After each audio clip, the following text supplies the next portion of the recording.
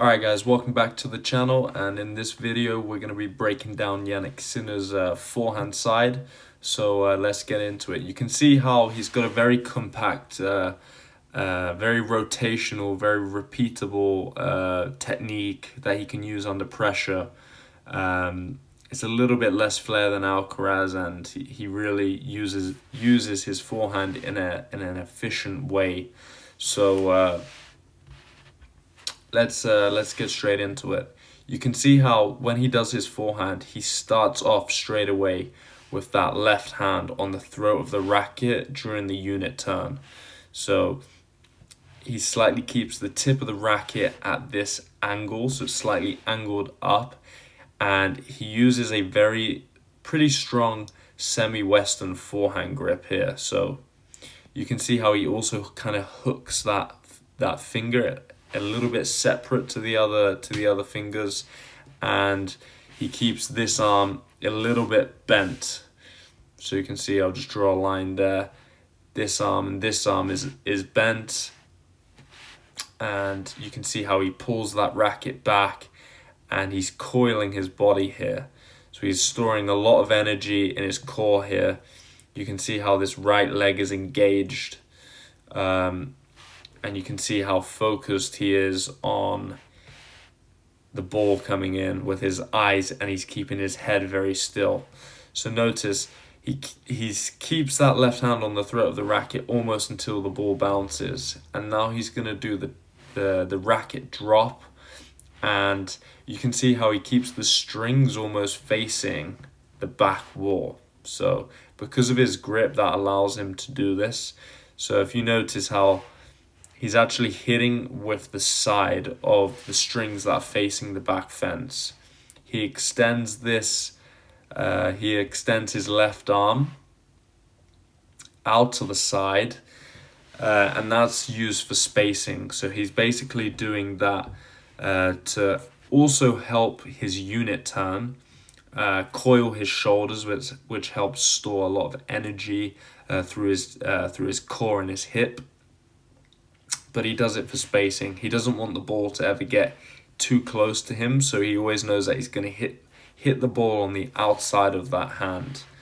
So now we can notice how he's storing his energy also on this right leg. So as the racket goes back, he's storing energy on that right leg, and because his wrist is super relaxed now, he's about to go into the racket drop. So all this rotational power that he trains, he's going to basically be able to rotate through his hips.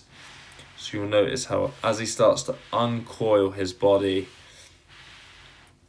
his arm is very relaxed. So he goes from here with the strings facing the back to the strings now going down. So the strings are now going to go down.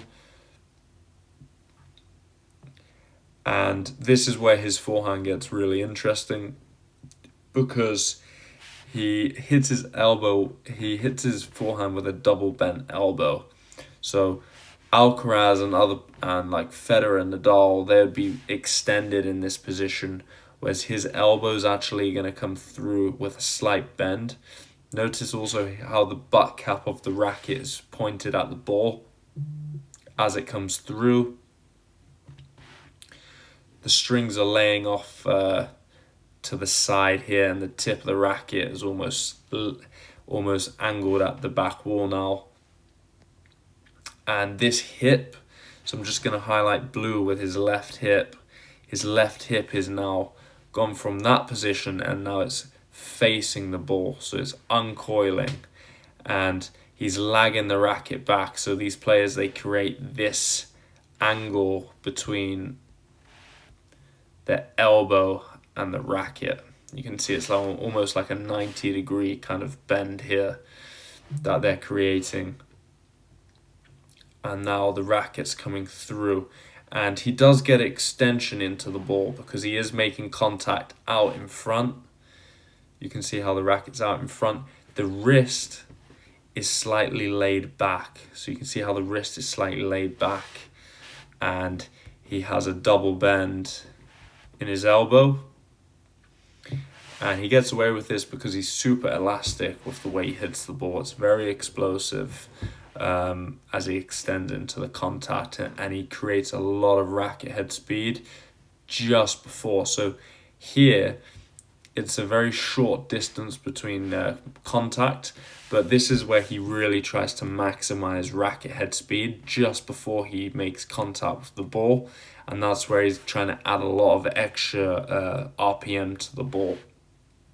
So notice how when he makes contact, he's now going to really try and push and extend. He doesn't roll over the top of the ball, so he's not going to roll over the top of the ball too early. He actually extends through the ball, and he doesn't start to roll his wrist until the racket's almost above his shoulder line. So if I draw a line through his shoulder, you can see he's extended through contact. So he's almost pushing through contact, and as the hand almost gets above his shoulder, this is when he starts to get the strings pointed down. He starts to close the wrist with his swing path and really gets extension through his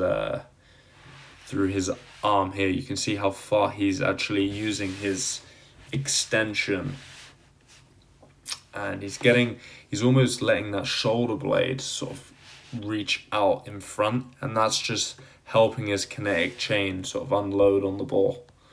And just look at that angle that he creates there. You can see how high he gets that elbow. His hips are now in line. His feet have now come through, so his posture's very good. And everything's in line, and he's really used good rotation into the ball. And some players like Alcaraz actually have the strings down on the follow through, whereas his strings are actually pointed up, and that's partly due to his semi-western forehand grip. And then he also didn't catch the racket. He likes to let the racket kind of swing back down here, this way. And then he goes back into catching the racket with the left hand. So if I just highlight how he recatches the racket on the throat of the racket, so he can then just repeat the same cycle of pulling the racket back with the left hand here, left hand on racket, strings facing the back wall, loading on the leg here, getting very low, then dropping the racket down into the racket drop. And he's got quite a linear rotational swing path, so some players drop the racket a lot more than he does, but he likes to almost just swing directly through, quite horizontally through the contact. And then the key is that he relaxes that hand after contact as well. So I hope you guys enjoyed the video. If you want to see more videos like this, like and subscribe, and I'll see you on the next one.